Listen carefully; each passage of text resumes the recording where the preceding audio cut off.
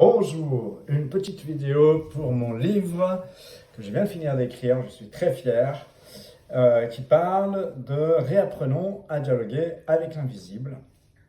Alors d'abord je me présente. Je suis féru de tout ce qui est invisible et du ressenti dans le corps, dans nos cellules. Et j'ai eu la chance d'avoir un parcours de vie proche de la nature, pendant lequel j'ai beaucoup ressenti différentes énergies, celles des esprits de la nature, celles des arbres, celles des rivières. Et puis ensuite, j'ai rencontré des gens qui étaient des experts de la géobiologie du vivant, moi je dis, qui connectaient vraiment les énergies du vivant et avec eux j'ai appris beaucoup de choses.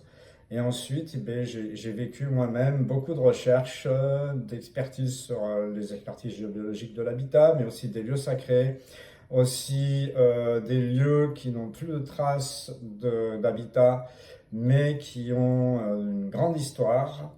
Et parce que mon âme et la lumière m'ont emmené à chercher des choses dans le passé avec les histoires de mes karmas. Ce qui fait que j'ai eu la chance de parcourir des trames de l'histoire que nous n'avons que très rarement l'habitude de voir. Et puis donc, j'ai une grande expertise sur la médecine de l'âme, ou sur la guérison de l'âme à travers toutes ses vies antérieures, sur des éons de temps.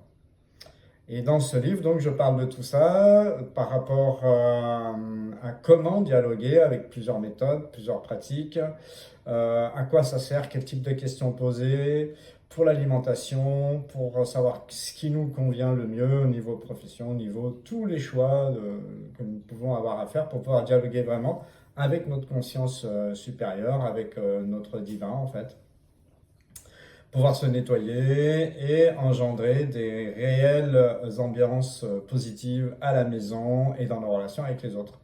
Et puis aussi pour transmuter la société actuelle en changeant notre vision par rapport à tous les conditionnements qui sont en fait les bases d'une société majoritairement nocive pour le vivant, parce que c'est vraiment dans le pouvoir que nous vivons et dans le côté sombre, quoi.